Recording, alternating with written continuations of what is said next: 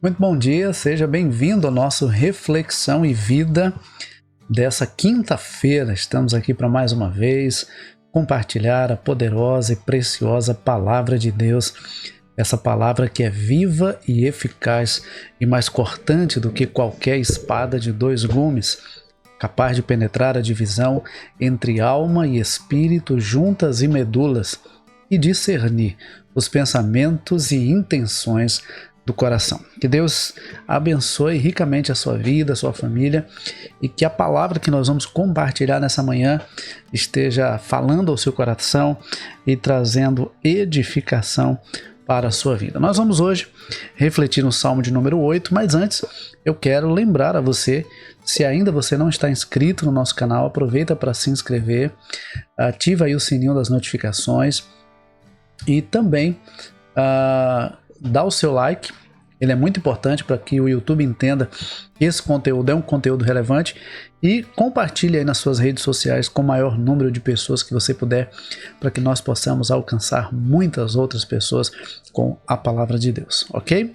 Bom, hoje nós vamos refletir no Salmo de número 8, que é um salmo que fala sobre a glória de Deus e a dignidade do homem. E o Salmo de número 8 nos diz assim: Ó Senhor, Senhor nosso, como teu nome é magnífico em toda a terra. Tu que puseste tua glória nos céus.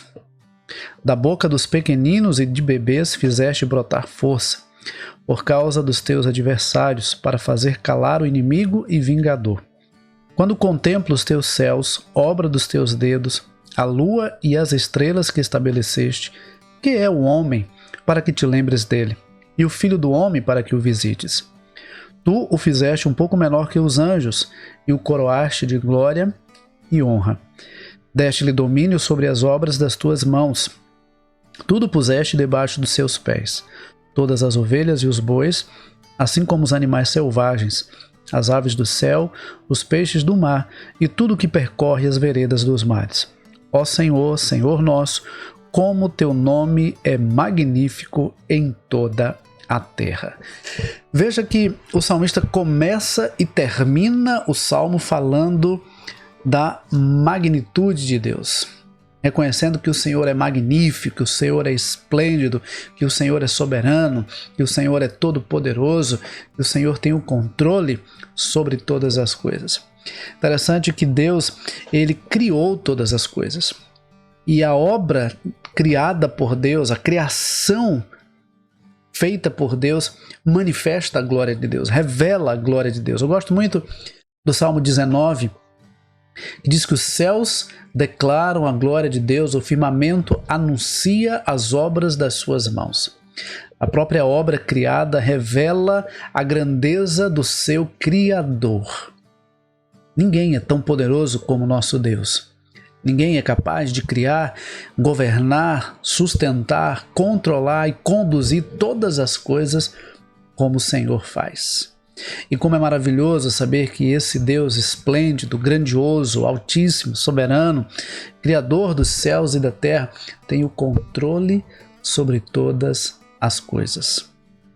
E ainda assim, Ele decidiu nos criar, nos dar a oportunidade de vir à vida e poder governar as coisas criadas, aquilo que Ele mesmo criou. Interessante que quando o salmista ele se refere à grandeza de Deus, ele diz assim: diante de tudo que o Senhor é, de tudo que o Senhor fez, quem é o homem para que o Senhor se lembre dele? Está no versículo de número 4. Mas aí ele continua dizendo, a partir do versículo 5, que o Senhor fez o homem um pouco menor que os anjos e o coroaste de honra e de glória, e lhe deu o domínio sobre as obras das suas mãos. Tudo puseste debaixo dos seus pés, fazendo uma referência ao próprio texto da criação lá em Gênesis, quando o Senhor diz a Adão que todas as coisas estavam sujeitas a ele, que ele deveria governar todas as coisas, conduzir, organizar e cuidar de todas as coisas. Queridos, nós não podemos fechar os nossos olhos para a realidade da grandeza de Deus. E não podemos fechar os nossos olhos para a realidade da bondade de Deus para conosco. Mesmo sendo quem é, mesmo sendo Deus Todo-Poderoso, Criador e sustentador dos céus e da terra, Ele decidiu nos criar. E Ele decidiu nos criar para também viver para o louvor da glória dEle. Assim como os céus declaram a glória de Deus, o firmamento anuncia as obras das mãos do Senhor, nós fomos criados para manifestar a glória de Deus. Nós somos criados para revelar a glória de Deus. Nós somos criados para desfrutar da glória de Deus. Nós somos criados para ser instrumento da glória de Deus. Mas aí veio o pecado. E o pecado manchou a nossa comunhão, nos afastou da presença de Deus, da comunhão com Deus. O pecado tirou a paz do nosso coração. O pecado quebrou o nosso relacionamento com o Senhor. Mas Deus não desistiu de nós. E Ele então proveu o Salvador, o Redentor, o Libertador, aquele que veio para nos remir, aquele que veio para nos resgatar das trevas e nos trazer para a sua maravilhosa luz. É maravilhoso saber que mesmo Deus sendo quem Ele é, Ele se importa conosco. Ele poderia simplesmente ter desistido de nós, mas tudo que Deus faz é bom e Deus não desistiria daquilo que Ele mesmo criou com as suas próprias mãos. Quando nós vamos lá para o livro do Gênesis, nós vemos que todas as coisas foram criadas pela palavra de Deus. Ele falava e as coisas eram criadas. Mas quando Ele decide criar o ser humano, Ele diz: façamos o homem à nossa imagem e semelhança. Ele mesmo se envolve nessa formação, nessa criação do ser humano. É maravilhoso entender e reconhecer que nós trazemos em nós as digitais do Senhor. Olha que coisa maravilhosa. Nós trazemos em nós as digitais do Senhor. Ele fez o homem do pó da terra. E do homem fez a mulher, para que juntos possam manifestar a glória de Deus, servir ao Senhor, viver para a glória de Deus. É interessante observar que Deus, Ele cria, Ele dá ao ser humano a oportunidade de governar sobre a criação. E o ser humano desperdiça essa oportunidade escolhendo pecar, escolhendo transgredir a lei de Deus, a ordem de Deus, a orientação do Senhor. E aí vieram as consequências, porque ainda que tenhamos sido criados para manifestar a glória de Deus, a partir do momento que o ser humano peca contra o Senhor, o ser humano começa a sofrer as consequências do pecado. Toda ação gera uma reação. Tudo que a gente planta, a gente colhe. E como o ser humano decidiu desobedecer ao Senhor, veio então a consequência.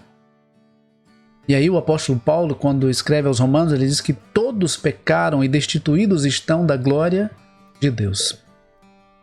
No capítulo 6 de Romanos, o apóstolo Paulo diz que o salário do pecado é a morte, mas o dom gratuito de Deus é a vida eterna em Cristo Jesus. A morte, não apenas a morte física, é consequência do pecado. A quebra da comunhão com Deus, o afastamento do ser humano, da criatura do Criador, é consequência do pecado. Mas aprove ao Senhor enviar o seu próprio Filho, Jesus Cristo, para que por meio dele nós fôssemos libertos da escravidão do pecado, reconciliados com Deus e voltássemos então a manifestar a glória de Deus, a viver para a glória de Deus e a desfrutar da glória de Deus. Eu quero então nessa manhã convidar você a refletir sobre a grandeza de Deus e sobre a maneira como você tem vivido diante dessa grandeza de Deus. Quem somos nós para que o Senhor se lembrasse? Mas o Senhor decidiu agir em favor da nossa redenção, da nossa salvação, da nossa transformação. Em Cristo, nós somos novas criaturas. Em Cristo, nós experimentamos agora um novo tempo na nossa vida. Em Cristo, nós nascemos de novo. Em Cristo, nós voltamos ao projeto original de Deus para a nossa vida. Talvez você que esteja me ouvindo nessa manhã ou em qualquer outro momento, você esteja vivendo afastado dos caminhos do Senhor. Talvez você olhe para um lado, para o outro, e você contemple a natureza e ainda não tenha se dado conta de que todas essas coisas foram criadas por Deus. E todas essas coisas são sustentadas por Deus. E todas essas coisas revelam a grandeza de Deus. Mas aí eu convido você não apenas a olhar para a natureza, mas a olhar para si mesmo. Você já parou para pensar no funcionamento do seu corpo? Dos seus olhos, da sua mente, do seu coração, das suas mãos, dos seus pés? A importância das suas sobrancelhas, dos seus cílios, a importância das suas narinas, a importância das suas orelhas, a importância de todo o seu corpo e o funcionamento desse corpo e como tudo funciona de forma orquestrada, de forma organizada, de forma precisa e perfeita? Você já parou para pensar em como o seu corpo funciona? É obra de Deus. É reflexo da grandeza de Deus.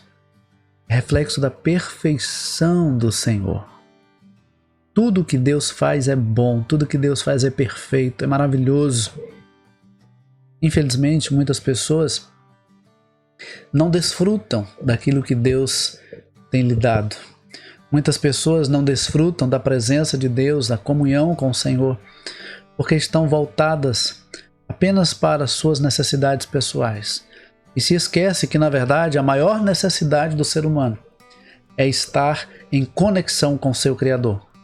É estar em comunhão com o Autor da vida, com o Senhor da vida e com aquele que rege a vida.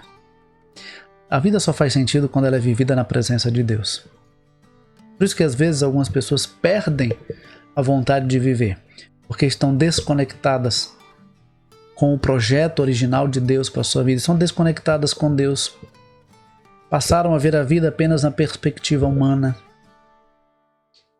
Mas Deus tem algo muito maior e melhor preparado para nós. Em Cristo Jesus, nós nos tornamos herdeiros de Deus. Em Cristo Jesus, nós não somos apenas criaturas de Deus, mas nos tornamos filhos de Deus. Em João capítulo 1, versículo 12, fala exatamente sobre isso. Todos quanto o receberam, todos quanto receberam a Jesus, receberam também o poder de se tornarem filhos de Deus. Filhos de Deus. Essa é a nossa maior recompensa. Nos tornarmos filhos de Deus. A maior recompensa em buscar a Jesus e reconhecer Jesus como Senhor e Salvador da nossa vida é nos tornarmos filhos de Deus. Não existe nada mais precioso do que fazer parte da família de Deus. Não existe nada mais precioso do que fazer parte daqueles que foram criados por Deus para viver para o louvor da sua glória. Querido, não desperdice a sua vida. Não jogue fora o seu vigor, a sua saúde. Não jogue fora a sua vida. Porque o Autor da vida, Ele tem muito mais a proporcionar a você. O Senhor Jesus diz que Ele veio para trazer vida e vida em abundância. Vida que se vive na presença de Deus. Vida que se vive para o louvor da glória de Deus. Você reflita nessa quinta-feira sobre isso, sobre como anda a sua vida. Se você tem realmente reconhecido a grandeza de Deus e se você tem reconhecido o quanto você é amado por Deus e precisa viver em comunhão com esse Deus. Deus nos abençoe. Que Deus nos conceda uma ótima quinta-feira. E a bênção do Senhor esteja sobre a sua vida, sobre a sua casa, sobre todas as áreas e aspectos da sua vida. E que a sua vida seja um instrumento para manifestar a glória de Deus. Deus te abençoe, um forte abraço e até amanhã, 6:30 da manhã, se Deus assim nos permitir.